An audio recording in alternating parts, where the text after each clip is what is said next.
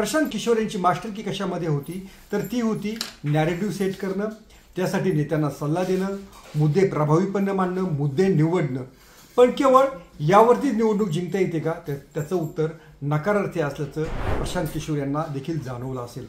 प्रशांत किशोर यांच्या सर्वाधिक मुलाखती घेतल्या गेल्या ना, तेवढ्या मुलाखती नितीश कुमार यांनी दिल्या. म्हणजे नितीश कुमार तर मुलाखती देतच नाहीत ना, इतर कोणत्या भाजप नेत्याच्या मुलाखती तेवढ्या संख्येने झाल्या.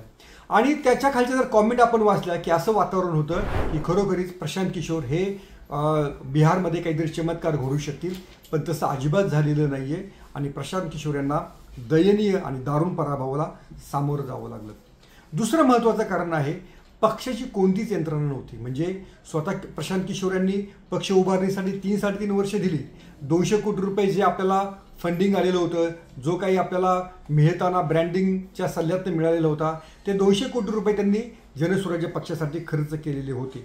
पण त्यासाठीची जी खालची यंत्रणा होती ती उभारण्यामध्ये त्यांना अपयश आलं. ते 3-3.25 वर्ष बिहारच्या गावागावामधनं पायी चालले, लोकांच्या समस्या जाणून घेतल्या, लोकांना जनस्वराज्य पक्षाचा प्रयत्न समजावून सांगितला. पण जेवढी बळकट यंत्रणा हवी होती की जी मतदारांना मतदान केंद्रांपर्यंत जनस्वराज्य पक्षाला मतदान करेपर्यंत भाग पाडेल, तशी यंत्रणा अजिबात उभारता आली नाही. जनस्वराज्य पक्षानं चांगले सुशिक्षित माजी IAS अधिकारी, IPS अधिकारी किंवा समाजातील चांगले डॉक्टर, वकील, CA अशा नवख्या उमेदवारांना उमेदवारी दिलेली होती. यातील बहुतांश उमेदवार हे कोणत्याही निवडणुकीने पहिल्यांदाच उतरले होते. बिहारसारखं राजकीयदृष्ट्या संवेदनशील असलेलं राज्य अशा नवख्या उमेदवारांना स्वीकारण्याबाबत त्यांनी असमर्थता दाखवलेली आहे.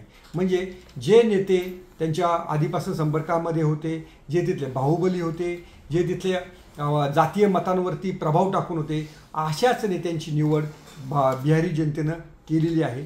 त्यामुळं या जनस्वराज्य पक्षाच्या सर्व नवख्या उमेदवारांना अगदी 700, 800, 900, 1000 मतांपर्यंतच समाधान मानावं लागलेलं आहे.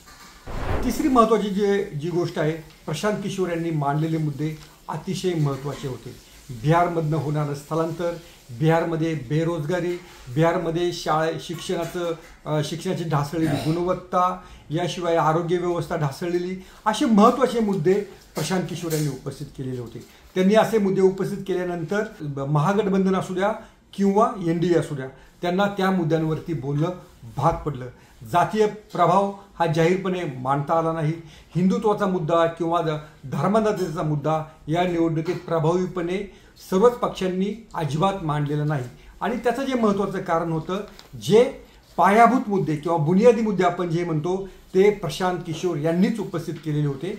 त्यामुळे त्यांना असं वाटत होतं की जो स्थलांतराचा मुद्दा आहे आणि त्या मुद्द्याला बिहारी जनता भरभरून प्रतिसाद देईल, असं अजिबात घडलं नाही.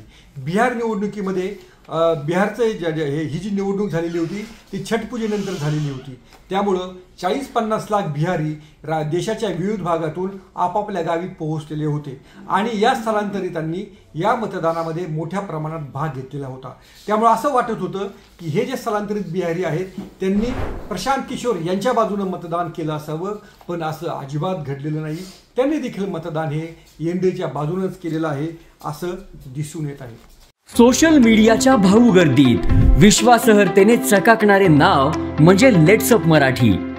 सगळ्या नागरिकांना ती स्पीच लेट्सअप वरील मुलाखती म्हणजे विचारांचा खजिना. त्यानंतरच्या निवडणुकीमध्ये मला सोडून गेले. बातम्या केवळ वस्तुस्थिती सांगणाऱ्या, न प्रोपगंडा, फक्त जनतेचा अजेंडा. क्योंकि आने वाला कल जाने वाला है, जाने वाला कल आने वाला है. राजकारण, मनोरंजन असो की क्रीडा क्षेत्र, महाराष्ट्राची स्पंदने संवेदनशीलतेने टिपणारे माध्यम म्हणजे लेट्सअप मराठी.